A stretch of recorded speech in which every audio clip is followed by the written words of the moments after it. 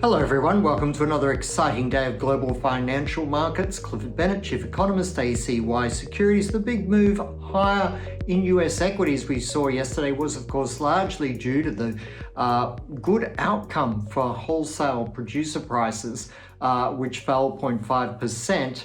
And yet it also seemed to be as if a lot of people were reading for the first time that the headline inflation number the day before had been good and dropped to 5%. So those two factors kind of coalesced to give quite a good outcome for the market on the day. But again, those producer prices had the same subtext as the headline inflation number. It's very interesting how everyone's choosing to forget that core CPI in the US rose last month, and that the decline in the headline was largely gasoline prices. And the same was true in the producer prices output. In fact, that 0.5% decline in US producer prices entailed an 11.7% decline in gasoline prices. That since that data, gasoline prices have been rising steadily, up northward of 10%. So whatever good news was in that headline inflation and producer prices for the past month is not going to be there. In fact, is likely to be fully reversed and perhaps exceeded in the coming month's data. So again, it's a very shallow analysis to say that US inflation was down and that producer prices were down. Yes, but they involved data and situations that no longer exist on the energy front. So again, I'd suggest to you this rally in stocks, it's impressive, but I would be a little bit cautious. I do think we are continuing to see weakness in the US dollar, and the momentary strength I thought would be there is not really eventuating at this point. I have a very committed long-term view to a much lower US dollar, as I outlined at APEC in 2012. And I continue to have that view that we are going to have three equal reserve currencies of the renminbi, the euro and the US dollar, and we're certainly on track on all three counts.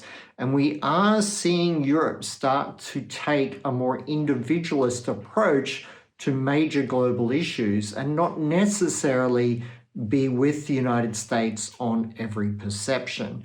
And certainly the French president has been at the vanguard in that regard of late. France, of course, continues to have significant internal conflict problems.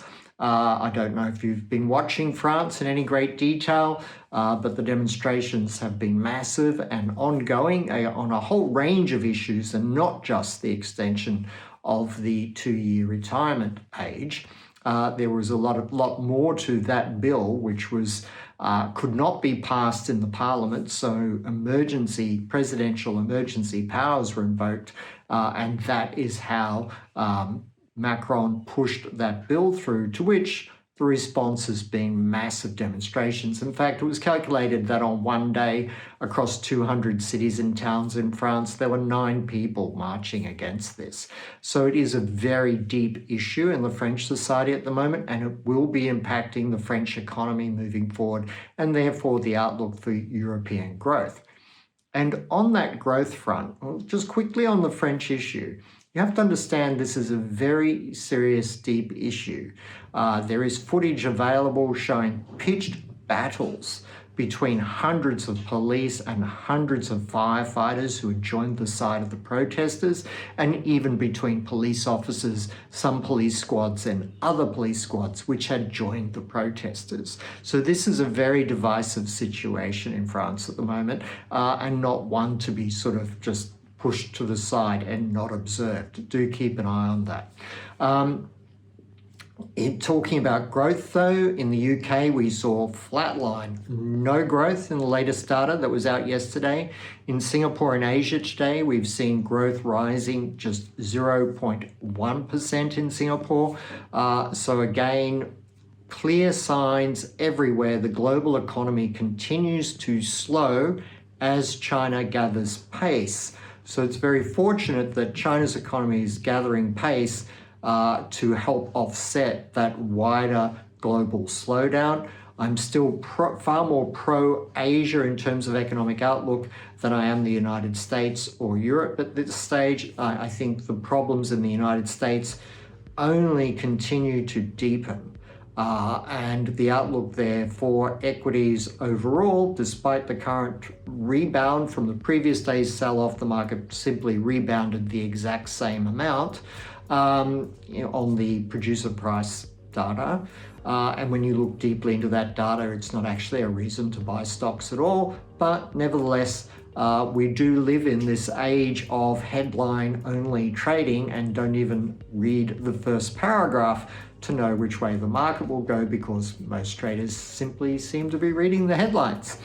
So the outlook, though, for investors is problematic. US earnings are in decline and likely to fall further than most people anticipate. Inflation will be, unfortunately, moving higher from this month's data in the following month, and the Fed will be continuing to raise interest rates. And the situation in Australia is that the RBA will be continuing to raise interest rates as well.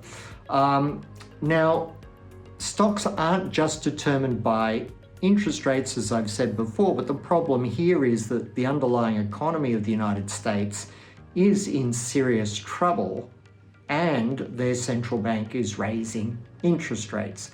That is not a happy combination.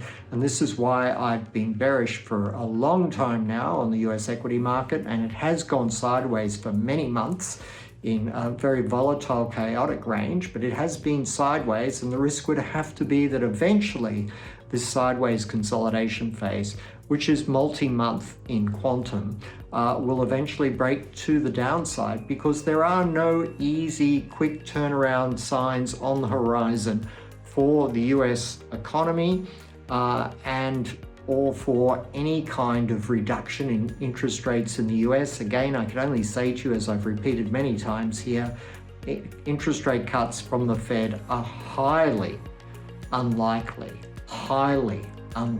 and not something to bet on. Thanks very much. I hope you have a good day. Clifford Bennett, Chief Economist, ACY Securities.